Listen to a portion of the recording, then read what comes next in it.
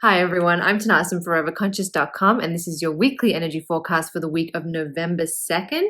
I want to start off the forecast today just reminding you that your moon calendars for 2026 are now available.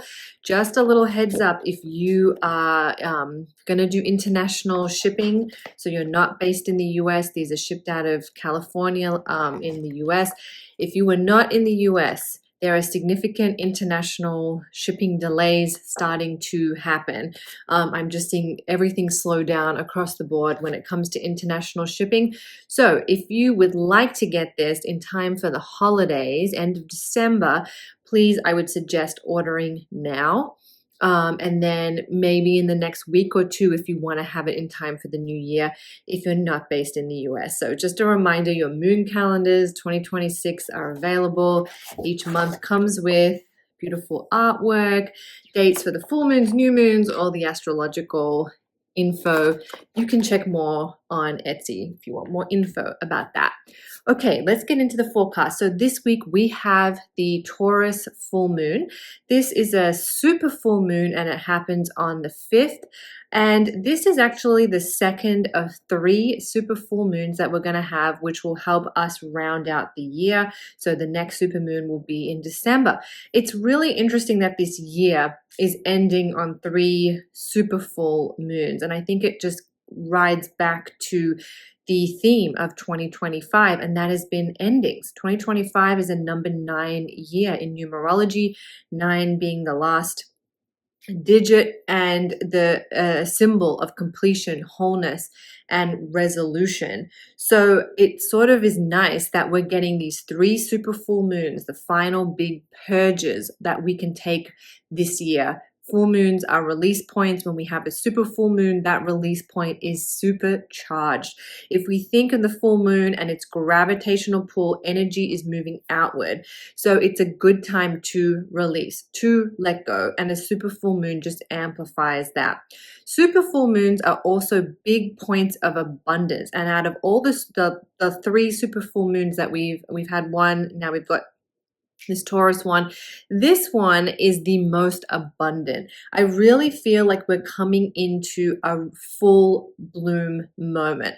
This full moon, this super full moon is not just about completion and releasing. It's about really celebrating the rewards of our efforts. It's that full bloom moment. The seeds that we have been planting, there is such opportunity to see them really bloom and blossom under this full moon. Think back to especially the seeds that you were planting in April or May of this year. This full moon really has the potential to see them come to fruition. Also under this full moon, with its beautiful abundant energy coming in strong, there is great support on our side to be in a space of receiving. So if there's something that you want to receive, that you want to open yourself to, this full moon is a great time to do that, and a great time to think about what you want to receive, think about what you want to attract into your life, and then as a step 2, think about what is blocking you from receiving that, and then using the full moon to release that so you can allow that abundance to flow in.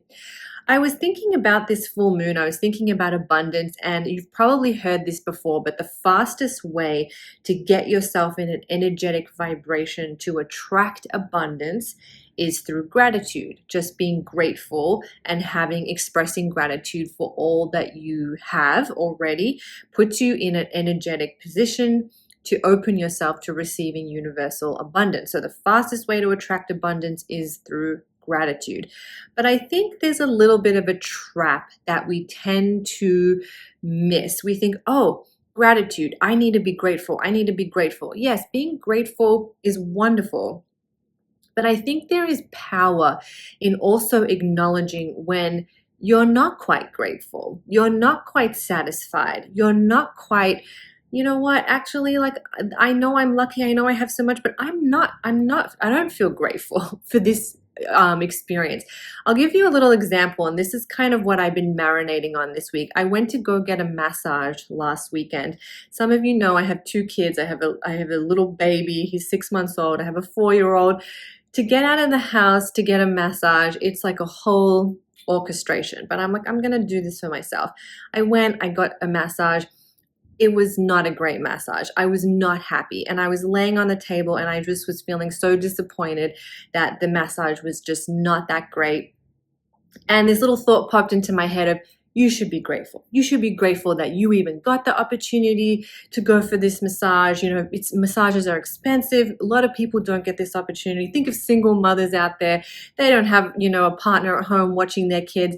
And it was this voice of like, you should just be grateful. And then it was like, well, hang on a minute. Why can't I acknowledge the authenticity of this moment? And in this moment, I am disappointed with this massage. Not that I'm not grateful for it, but I'm disappointed. Maybe I can just lay here and appreciate what I have left of this massage, appreciate just the moment to relax and just, you know, be in this quiet space. But I didn't feel the gratitude for the massage just didn't feel authentic. It felt like I was trying to suppress and shove down the fact that, you know, I was a little bummed out. It wasn't the greatest massage. Was it terrible? No. Was I going to complain about it? No. It just wasn't great, you know? And so I think there's something to be said about being authentic. So in the end, I ended up saying to myself, I am a little disappointed. I acknowledge the disappointment. This is not the greatest massage, but I can lay here and I can just appreciate the parts of it that are good and appreciate that I'm getting some quiet time to myself and I've done something for myself. And I found what I could feel grateful for. I felt grateful for having the opportunity to go. I felt grateful to get some quiet time. You know, I think there's ways to reframe it where we're not ignoring or suppressing just because, oh, you know, we should be grateful. Shut up. Don't complain. Just be grateful. I think there's a lot of shame, and I just want you to be careful about falling into that trap. And when you find yourself saying, I should be, I should, that's usually a little bit of an alarm bell that you're stepping out of your authentic self and you're doing what you think you should be doing rather than what you really feel. So just something to keep in mind when we're moving through this idea of trying to be more grateful, abundant beings. We want to be grateful, but we also don't want to suppress how we really feel. So something to think about under this full moon. I also want to say that this super full moon has very clear energy around it. Usually we have a lot of planetary chatter. I think you might have heard me say when there's a lot of planetary chatter under a full moon or a new moon, it gives it a wild card energy. This full moon is the opposite. The energy around it is very clear. Yes, there's a little planetary chatter going on, but not nearly as much as we usually have. So I think there's going to be a quiet clarity with this full moon. I think it's going to feel like a true, authentic full moon, a full bloom moment, a full release moment, and there'll be a clarity around it because there's not a lot of noise going on. I think that's also something that we'll really be able to feel under this full moon. It's going to be clear. It's going to be directed. I'm curious for myself to see how this clear, directed full moon manifests and how we can see those full bloom moments, especially from seeds that we might have planted back in April or May. So that's your full moon forecast. I think we'll appreciate that clarity too, because coming up next week, we have Mercury retrograde. Mercury has already started to slow down for its final retrograde of the year, but don't worry too much about that this week. The main dominant energy force is full moon, and it's a good release point. It's a good receiving point. Open yourself to abundance, clear what's blocking you from receiving, and practice authentic gratitude. All right, I'm going to go ahead and pull a card from my deck, the Cosmic Astrology Oracle. This makes a great gift, by the way, great gift idea. You can use these cards to learn astrology or to do divination like we are, and you can get this deck on Etsy. So please check that out. Support a small business. I really appreciate it. Okay.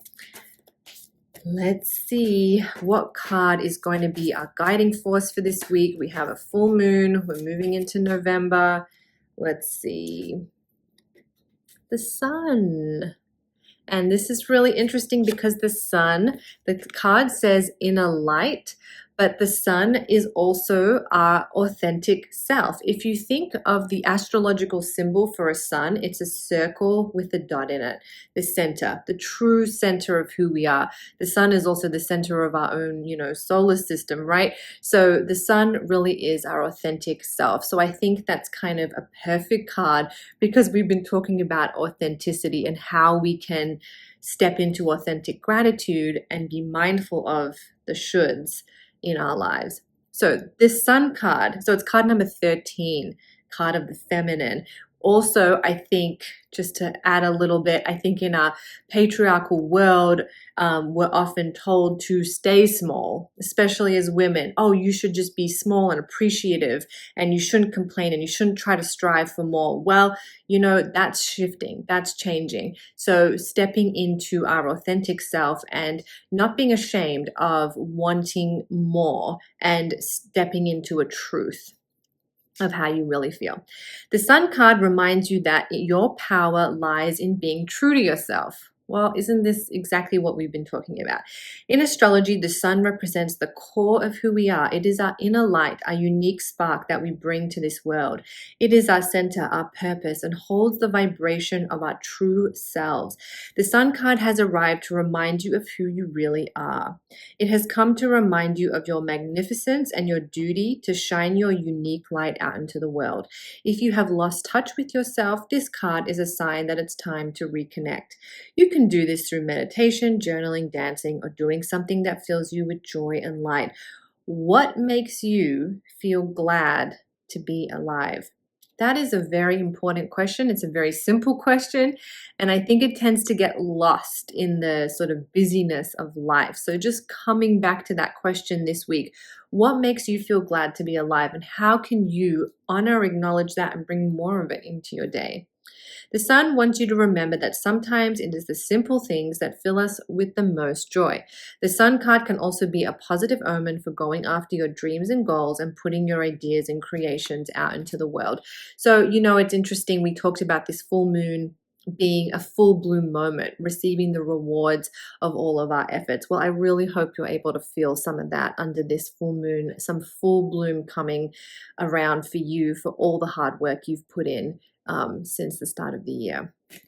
So, our card of authenticity to help guide us through the week. We have that beautiful super full moon as well. I hope you are able to really feel into these energies, enjoy them, practice that authentic gratitude. And if you'd like more, visit foreverconscious.com. Your entire monthly forecast for November is up there, along with a ritual for this full moon and a forecast for the full moon too, if you want to dive in deeper. I'm Tanaaz from foreverconscious.com. Thank you so much.